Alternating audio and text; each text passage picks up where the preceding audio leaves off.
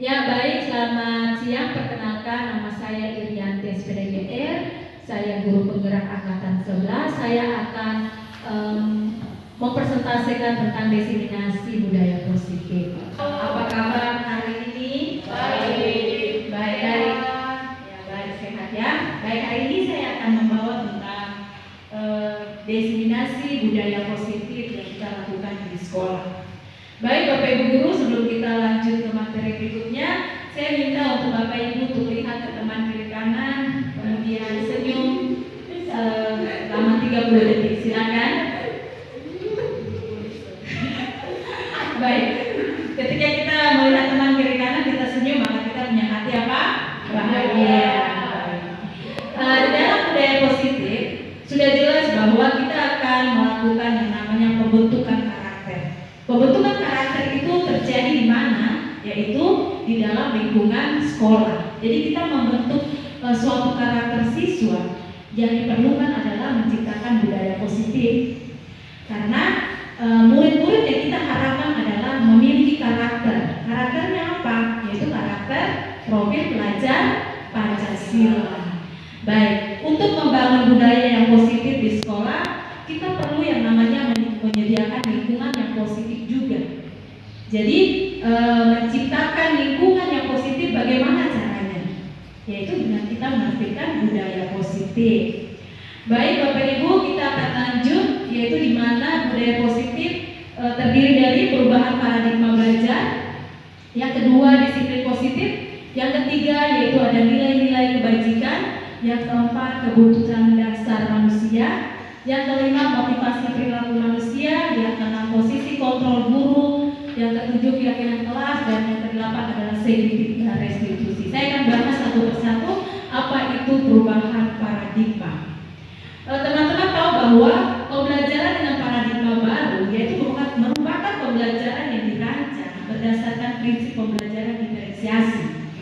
Sehingga di kurikulum Merdeka pembelajaran yang kita lakukan adalah pembelajaran diferensiasi. Sehingga apa? Sehingga murid belajar kita menyesuaikan dengan kebutuhan murid. Itu yang disebut dengan pembelajaran diferensiasi. Karena setiap murid itu berbeda. Berbeda kenapa? Karena memiliki karakter berbeda pula. Sehingga pembelajaran diferensiasi itu diterapkan di paradigma baru. Dengan apa? Dengan mewujudkan profil pelajar Pancasila. Di sini ada miskonsepsi tentang teori kontrol, di mana ilusi guru untuk mengontrol murid.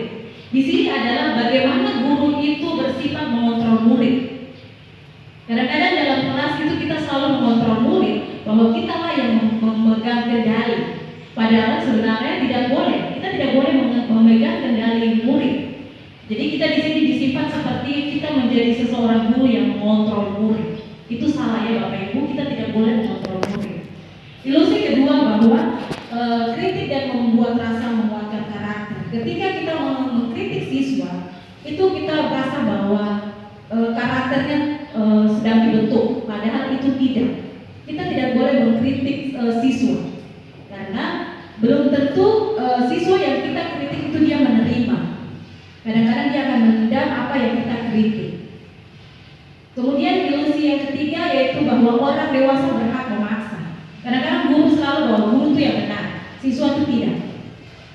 Di sini bahwa di dalam ruang lingkup sekolah, siswa dan guru itu saling belajar. Guru memberikan pemahaman buat siswa, siswa menerima pemahaman yang diberikan dari guru. Jadi guru itu dia tidak berhak bahwa dia dewasa, sehingga kamu anak-anak tidak. Dalam teori kontrol tidak seperti itu. Kemudian ilusi bahwa semua penguatan positif efektif dan bermanfaat.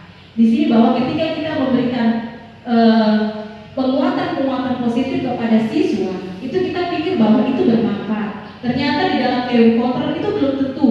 Apa yang kita berikan penguatan belum tentu anak siswa itu menerima bahwa itu adalah hal positif yang bagi dia.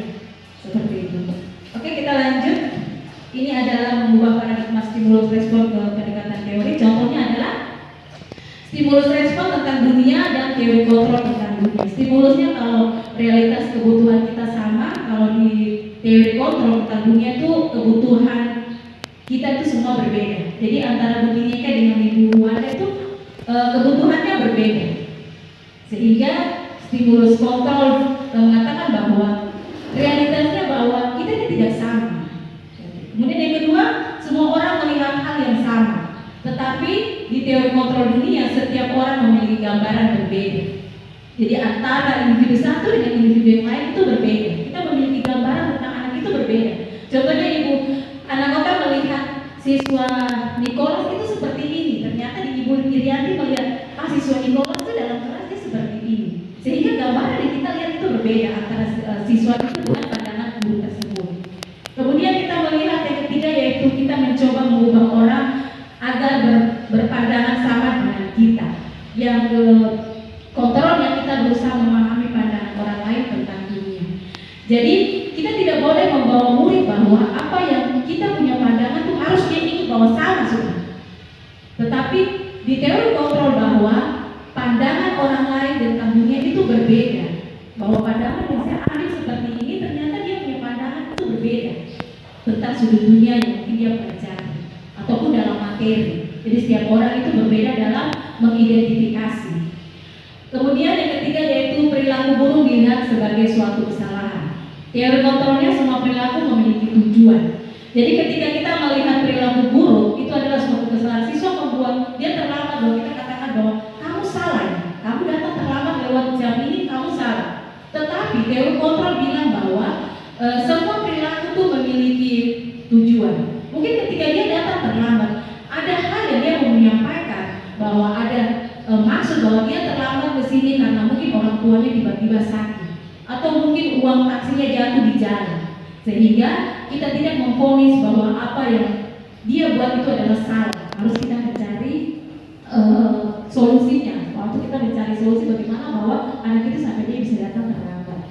Oke, lanjut. Orang lain bisa mengontrol saya, hanya Anda yang bisa mengontrol diri saya. Jadi begini Bapak Ibu, orang lain tidak bisa mengontrol kita punya diri.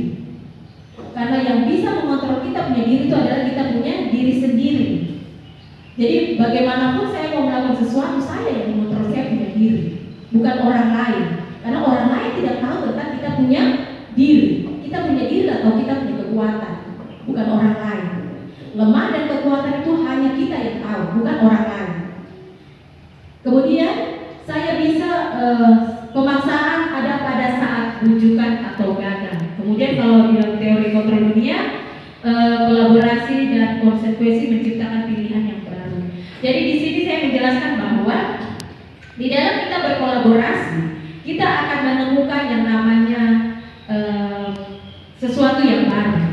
Karena belum tentu teman yang satu dia tahu, teman yang satu tahu. Karena ketika kita berkolaborasi, maka kita akan menciptakan diferensiasi yang sama. Bahwa si Ibu Rita kolaborasinya dengan Ibu Tineke seperti ini, maka mereka dua akan menciptakan sesuatu yang baru. Dengan cara apa? Berkolaborasi dari teman. Kemudian model berpikir menang dan kalah, model berpikir menang dan menang. Di sini kita berpikir bahwa kita itu bukan berarti saya yang paling pintar atau saya akan menang. Tidak. Di dalam kita mendidik anak-anak, kita itu semua pola pikir harus semua sama, bahwa kita akan menang, memenangkan anak dari mereka punya hati, mereka punya segala macam yang ada di sekolah. Jadi tidak ada yang lebih, tidak ada yang rendah, begitu. Baik, next saya akan lanjut. Saya akan masuk ke dalam disiplin positif. Disiplin positif yaitu berasal dari kata belajar, sementara mengacu pada disiplin yaitu memiliki rasa tanggung jawab dan dilakukan berdasarkan nilai-nilai kebajikan. Jadi teman-teman, kita tahu bahwa kalau kita tidak melakukan disiplin itu biasa orang bilang kita melanggar peraturan. Sehingga disiplin ini memiliki arti belajar. Jadi kalau anak murid terlambat, selalu kita katakan kamu harus disiplin. Berarti apa yang dia lakukan? Kamu harus belajar, bertanggung jawab untuk datang tepat waktu. Berarti kita mengajarkan dia disiplin, belajar untuk dia datang tepat waktu. Itu adalah kata dari disiplin. Disiplin merupakan salah satu cara dalam penerapan disiplin. Yang tujuannya untuk apa? Yang yang tujuannya untuk menumbuhkan kesadaran serta memperdayakan murid tanpa imbalan atau penghargaan atau ancaman atau hukuman. Jadi kalau anak terlambat, kita tidak boleh memberikan hukuman ataupun dia mendapatkan sesuatu terus kita memberikan penghargaan. Kenapa? Ketika kita tidak memberikan atau lakukan hal itu, maka respon yang akan anak lakukan kepada kita itu kurang baik. Dia akan bilang bahwa guru itu dia sudah tidak seperti dulu. Seperti itu karena kita memberikan imbalan. Sehingga apa yang kita terapkan? Kita memberikan dia disiplin, belajar. Sehingga dalam disiplin tidak boleh kita memberikan hukuman. Tetapi kita akan melakukan yang namanya apa? Restitusi. Ya, sebagai pendidik tujuan yaitu kita menciptakan murid yang memiliki disiplin dari mendisiplinkan diri sehingga mereka berperilaku mengacu pada nilai kebajikan universal dan memiliki motivasi intrinsik dalam perubahan perilaku yang lebih baik. Dalam motivasi intrinsik maksudnya adalah motivasi dari dalam diri anak itu sendiri, bukan karena paksaan atau dari luar. Seperti itu.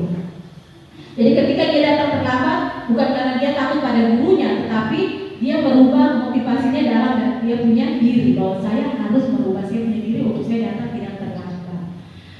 Kemudian menurut Ki Hajar Dewantara dia menyatakan bahwa untuk menciptakan murid yang merdeka syarat utama adalah disiplin yang kuat, yaitu disiplin yang dimaksud adalah disiplin diri yang memiliki motivasi internal. Itu tadi saya bilang bahwa motivasi dari dalam dia punya diri sendiri. Kemudian di sini saya akan jelaskan sedikit tentang arti kata disiplin, yaitu sering dihubungkan dengan hukuman. Padahal sesungguhnya berbeda karena belajar tentang disiplin positif tidak harus dengan memberikan hukuman. Justru adalah salah satu alternatif terakhir dan kalau perlu kita gunakan tidak sama sekali atau disiplin dari berarti kita bisa bertanggung jawab terhadap apa yang dilakukan karena berdasarkan dengan tindakan-tindakan nilai kebajikan universal. Baik, maka dari disiplin kita tahu sendiri bahwa dapat menggali potensi menuju kepada sebuah tujuan, dihargai dan bermakna. Yang kedua, kita mempelajari bagaimana cara kita mengontrol diri. Yang ketiga, mempelajari bagaimana kita menguasai diri untuk memilih tindakan yang mengacu pada nilai-nilai yang kita hargai. Yang keempat, bisa bertanggung jawab terhadap apa yang dilakukan karena berdasarkan tindakan yang pada nilai-nilai kebajikan. Jadi manfaatnya itu, Bapak Ibu ya, bahwa ketika kita melakukan disiplin kita harus bisa untuk bertanggung jawab. Ya, ini adalah nilai-nilai kebajikan yaitu terdiri dari profil pelajar Pancasila dan Ibu Primaria atau program IYP dan keterampilan hidup skill. Yaitu kalau kita lihat profil pelajar Pancasilanya yaitu beriman bertakwa kepada Tuhan Yang Maha Esa dan berakhlak mulia, kemudian mandiri, bernalar kritis, berneka global dan bergotong royong serta kreatif. Kemudian kalau Ibu Primaria program yaitu sikap murid, toleransi, rasa hormat, integrasi, mandiri, menghargai, antusias, pengetahuan, kreativitas, kerjasama, percaya dan komitmen. Kemudian kalau keterampilan skill hidup yaitu dapat dipercaya, lurus hati, pendengar, aktif, tidak merendahkan orang lain dan memberikan yang terbaik bagi diri sendiri. Okay, next. Yang berikut adalah kebutuhan dasar manusia. Kita tahu bahwa kebutuhan dasar manusia ini ada 4, yaitu di mana kebutuhan dasar manusia ialah segala sesuatu yang kita lakukan itu untuk mendapatkan apa yang kita inginkan. Jadi seluruh tindakan yang kita lakukan adalah dalam rangka agar kebutuhan dasar kita ini terpenuhi. Jadi setiap manusia itu pasti memiliki kebutuhan dasar manusia, yaitu yang pertama kasih sayang dan rasa diterima. Yang kedua yaitu kebebasan. Yang ketiga kesenangan. Yang keempat adalah penguasaan. Di sini saya akan menjelaskan bagaimana 5 kebutuhan dasar manusia, yaitu yang bertahan hidup. Bertahan hidup itu bersifat seperti fisiologis ya, teman-teman. Misalnya kita punya kesehatan, rumah, kemudian kebutuhan biologisnya kita, kemudian proses dari reproduksi itu kan bertahan hidup ya. Ketika kita tidak memiliki keturunan, otomatis keturunannya kita habis, kita tidak melakukan lagi yang namanya bertahan hidup, atau makanan kita habis, kita tidak bisa melakukan bertahan hidup. Yang kedua yaitu kasih sayang dan rasa terima.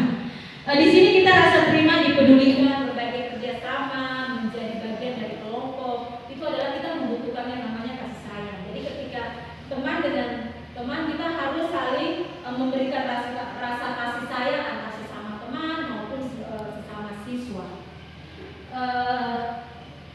Kemudian ya, yang ketiga adalah penguasaan atau kebutuhan pengakuan atas kemampuan, yaitu memiliki rasa harga diri atau keinginan untuk dianggap, berprestasi, diakui dan dengar. Jadi teman-teman, di sini kita tuh selalu memiliki rasa diakui.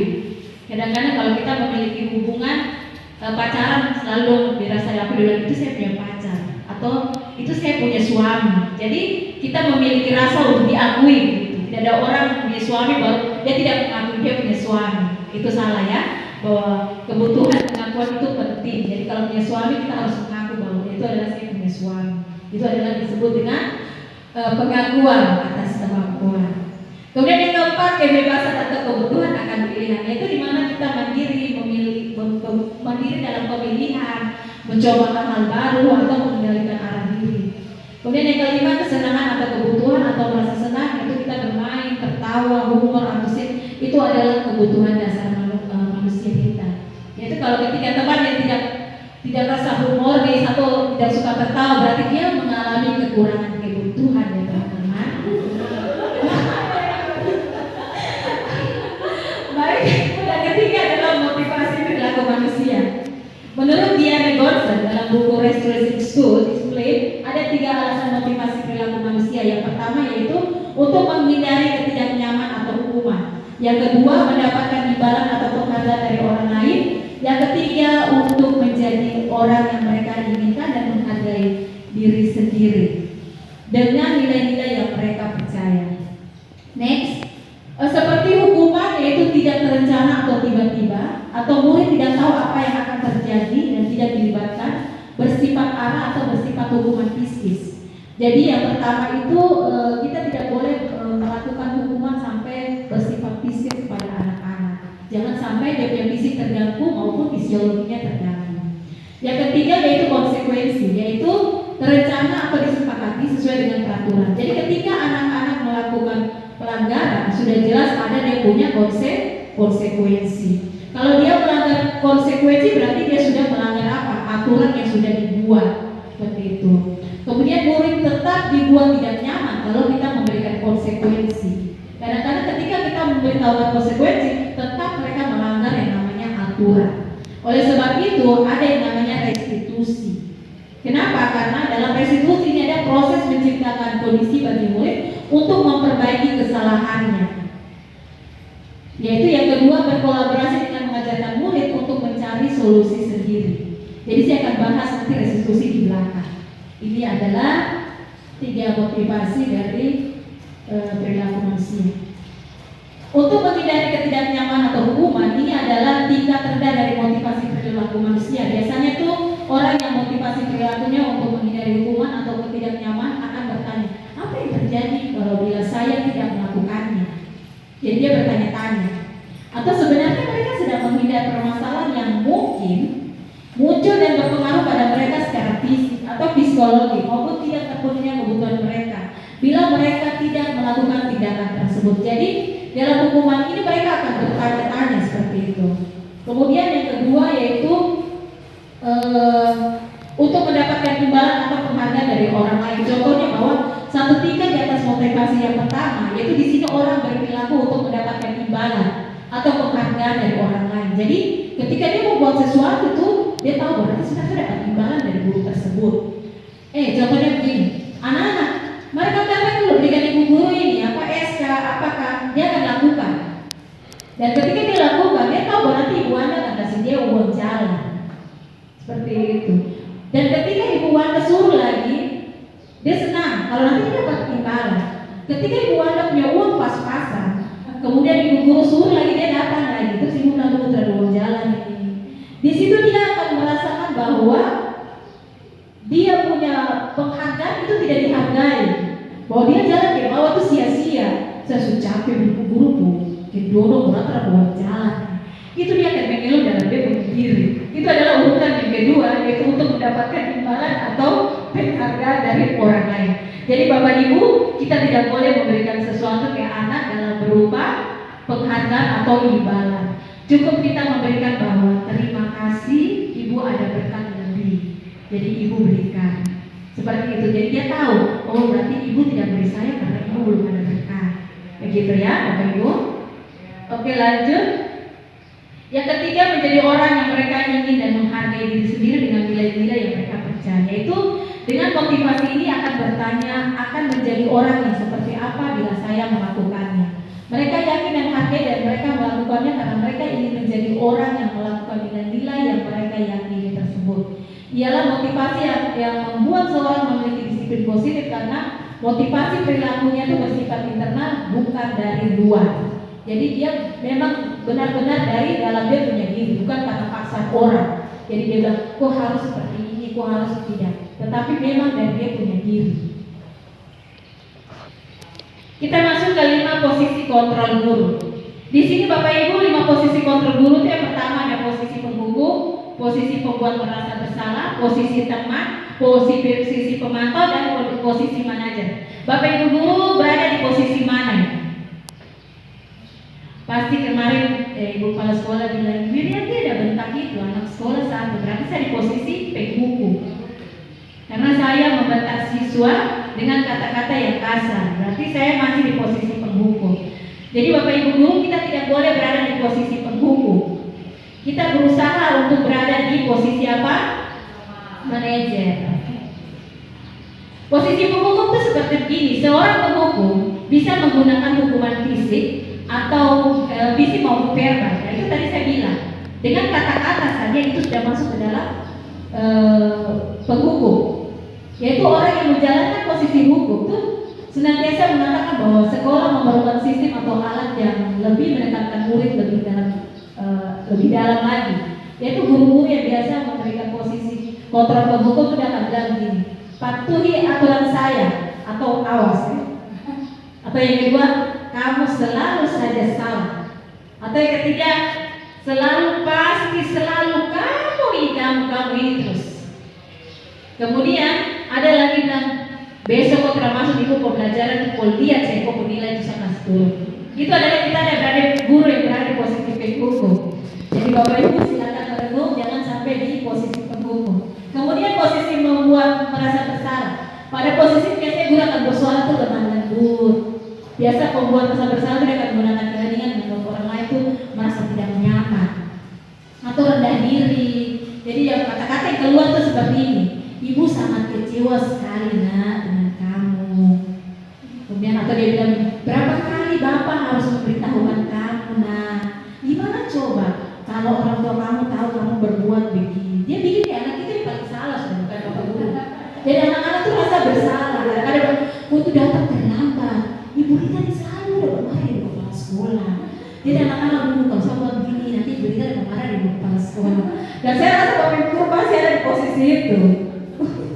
Karena saya juga rasa seperti itu.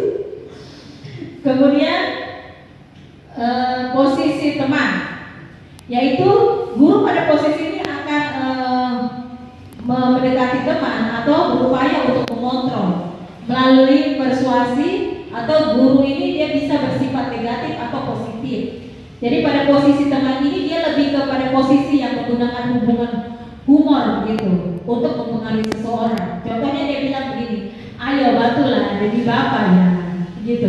Atau dia bilang, ayo ingat tidak bantu bapak selama ini nih, awas ya. Atau dia bilang, ya sudah kali ini tidak apa-apa, nanti ibu bantu bereskan. Atau kalau anak-anak terlambat, cepat, kenapa kok terlambat? Bilang, ibu, kok masuk cepat? Maksudnya kok terlambat Itu posisi teman seperti itu. Atau kalau pergi suruh anak-anak beli kedua, ya mari. Kok beli ibu ini dulu kan cepat, nanti itu pas sekolah aja. Oh iya ibu, itu posisi teman Bapak Ibu guru. Kita membuat dia dengan kita itu adalah posisi seperti teman. Seperti itu jangan ya Bapak Ibu guru. Kita tidak boleh memposisikan diri seperti teman. Kemudian nomor 4 yaitu pemantau. Posisi pemantau yaitu berarti mengawasi. Pada saat kita mengawasi, kita bertanggung jawab atas perilaku orang-orang yang kita awasi. Posisi pemantau berdasarkan pada peraturan-peraturan dan konsekuensi. Jadi ini dia menggunakan konsekuensi kalau di pemantau. Contohnya kalau Yohanes datang terlambat pagi-pagi, ibu buka pagar baru, ibu bilang begini, apa yang telah kamu lakukan, Yohanes? Ibu saya terlambat. Terus? Kok terlambat terus? Terus melanggar peraturan apa? Nah,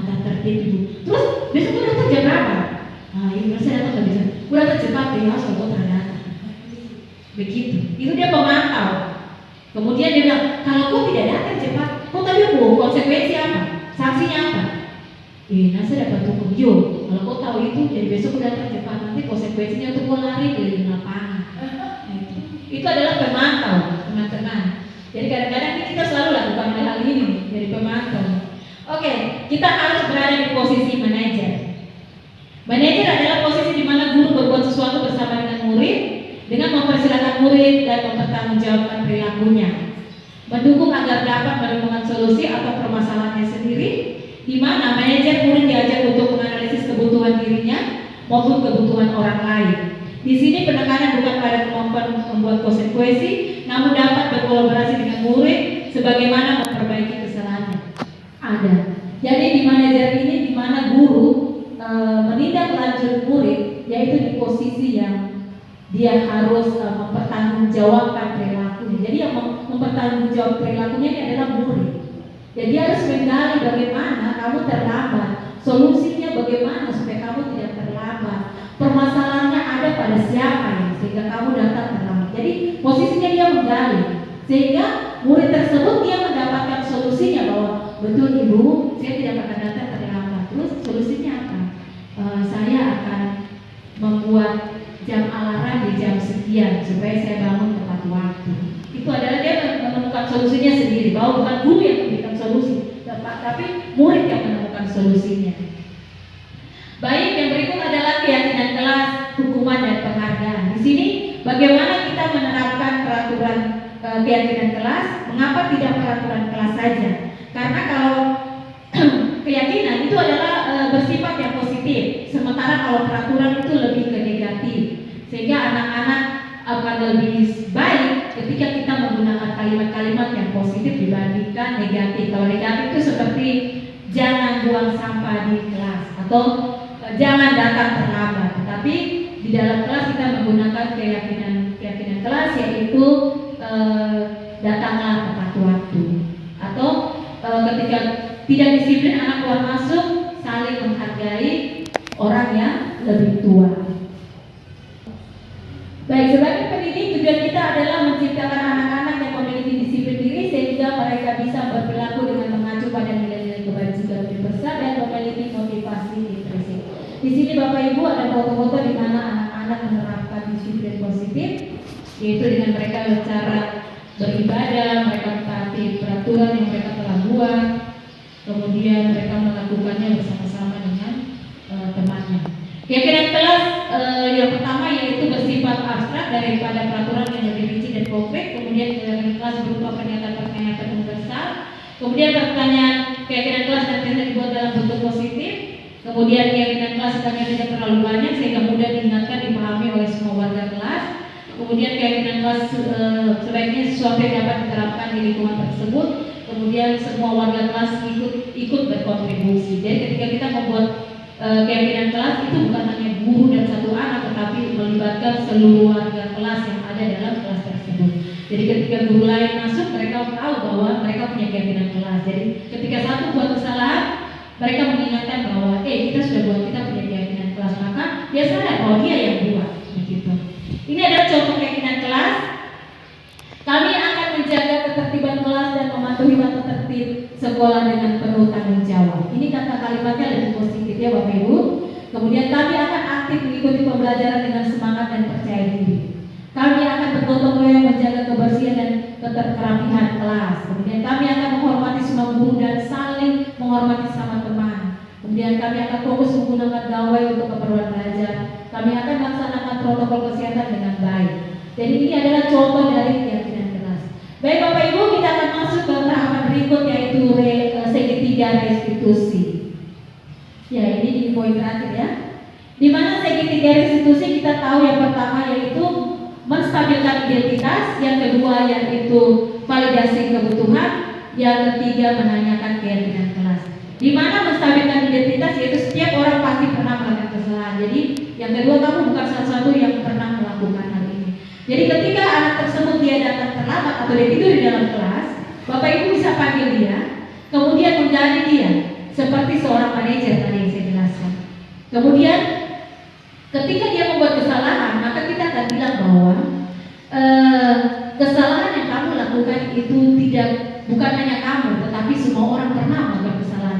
pun juga pernah melakukan kesalahan tidur di dalam kelas. Tetapi bagaimana kamu melakukan kesalahan itu, berarti kamu belajar dari kamu punya kesalahan, yaitu ibu guru akan menggali kenapa sampai kamu tidur di kelas. Jadi dia akan bicara. Di situ ibu guru akan memvalidasi kebutuhannya. Kamu tentu punya alasan mengapa melakukan hal itu. Jadi dia tanya kenapa lagi kau melakukan hal itu. Berarti kau tidur tuh pasti punya alasan. Dia akan cerita lagi. Saya tidur tuh karena mungkin saya punya om di rumah sampai larut-larut malam, hingga baru saya tidur. Kemudian ibu guru akan tanya lagi, adakah cara yang lebih efektif untuk mendapatkan apa yang kamu butuhkan? Berarti cara efektifnya harus menentukan cara efektif apa supaya jangan dia tidur di larut-larut malam. Berarti dia harus menemukan solusinya tadi Bapak Ibu, bahwa dia harus katakan kepada dia punya om bahwa jangan memberikan dia pekerjaan yang berat sampai larut malam. Kemudian setelah itu kita menanyakan keyakinan.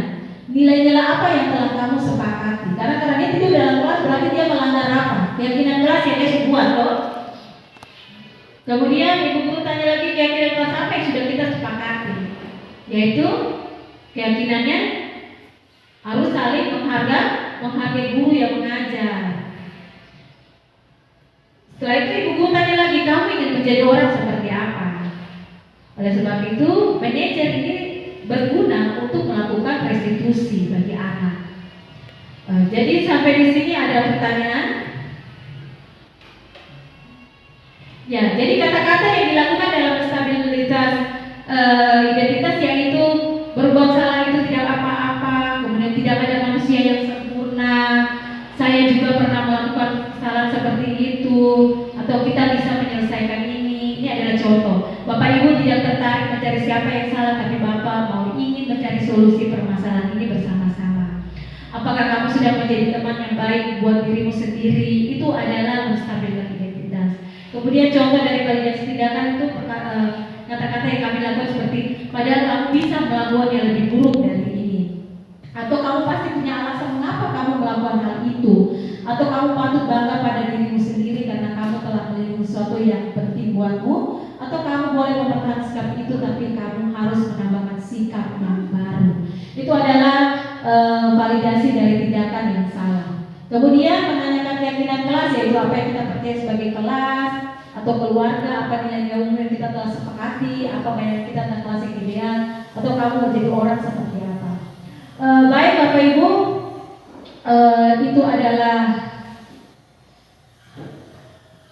budaya positif yang saya lakukan. Mungkin ada pertanyaan tentang budaya positif. Apakah semua Bapak Ibu sudah mengerti tentang budaya positif? Sudah ya. Jadi tugas seorang guru yaitu kita sebagai manajernya, yaitu kita punya tugas untuk mengatur perilaku seorang, yaitu tugas kita sebagai membimbing murid. Kemudian tugas kita sebagai menuntun murid, bukan penghukum. Jadi di mana kita harus menerapkan budaya positif itu di dalam kita punya lingkungan sekolah. Karena untuk apa? Untuk membentuk suatu karakter murid yang dengan profil belajar Pancasila. Baik Bapak Ibu, terima kasih. Itu adalah penerapan budaya positif yang kami lakukan di sekolah. Saya pikir demikian presentasi saya. Saya pikir Bapak Ibu akan melakukan dan menerapkan di sekolah bersama-sama dengan guru maupun dengan murid. Kita saling berkolaborasi. Selamat siang, shalom.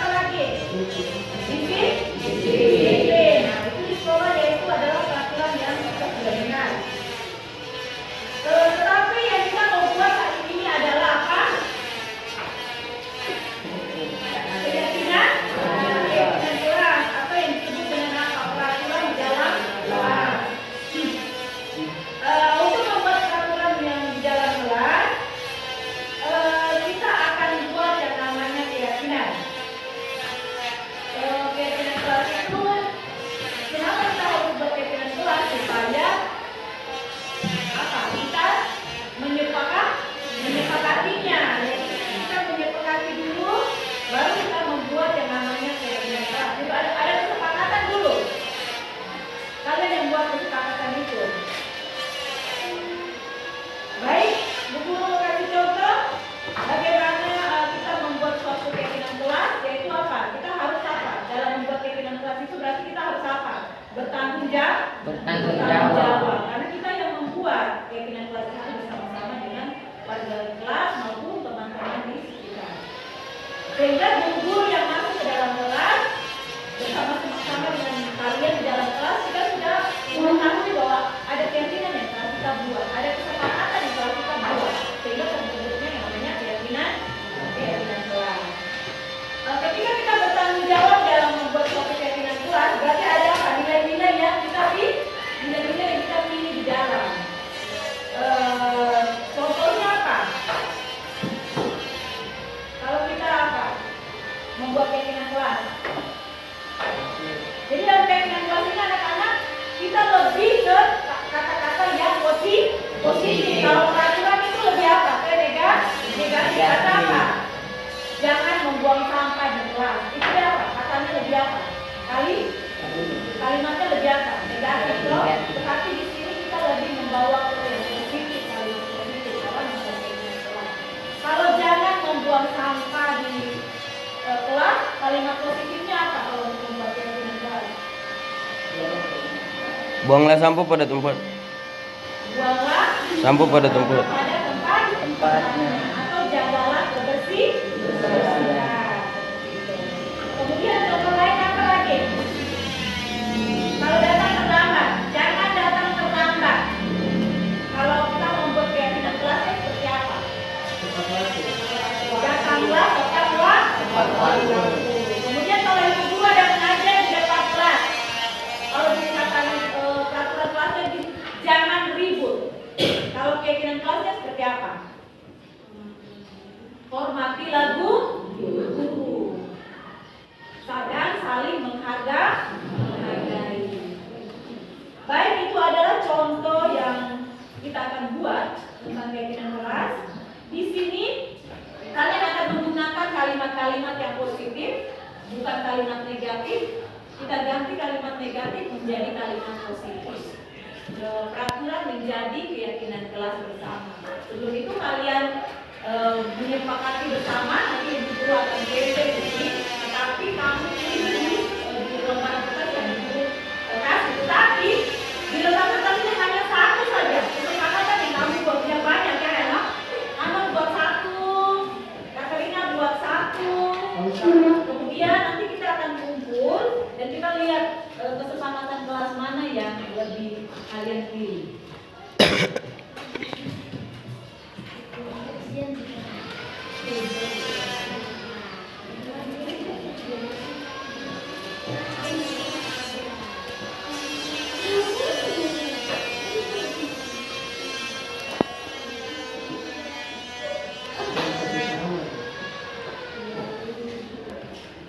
Buat satu saja, jangan banyak-banyak.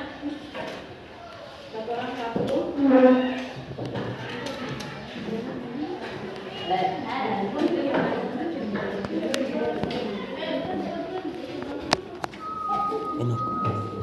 Enak. Bukan satu kursi lagi.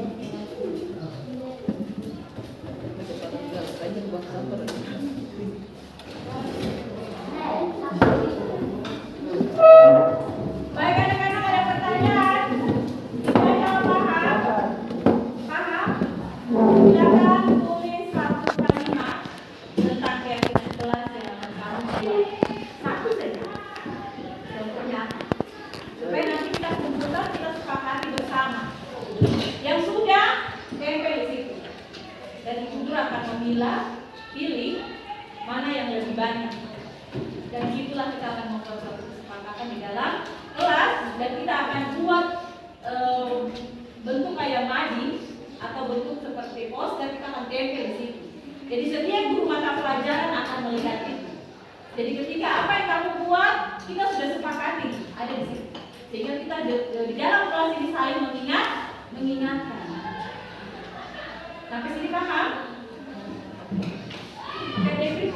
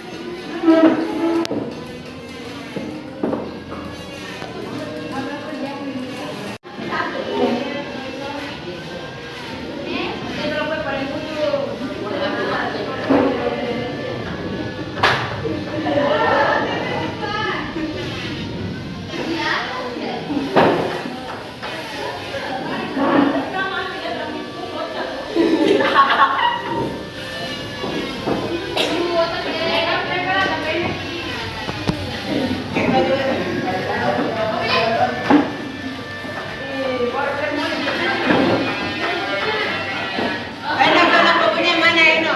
Betul nih kalau order paling atas sekali kan.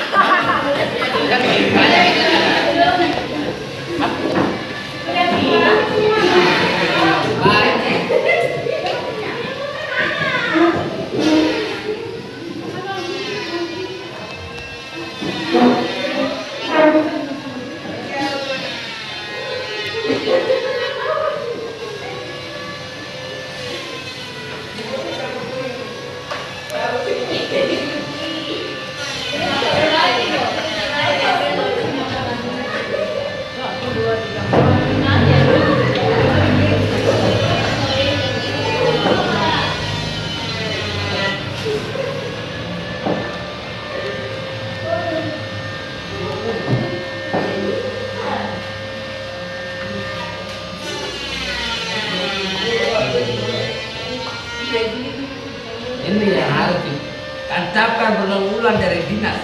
Iya, ini yang harus. Pak Ayu, ini kalau tadi ini tempat.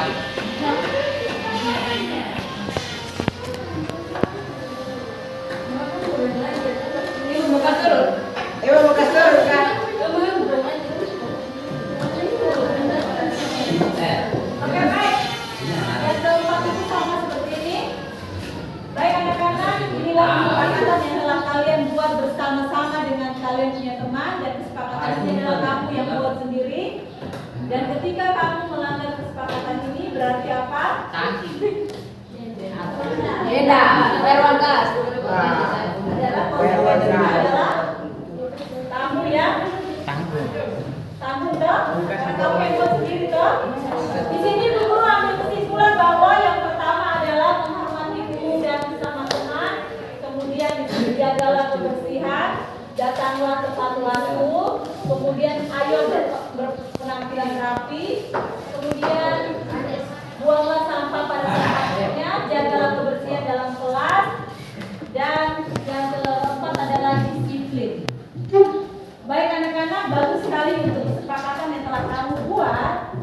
Kiranya kesepakatan ini yang kita akan buat dalam satu poster, kita akan tempel di sini.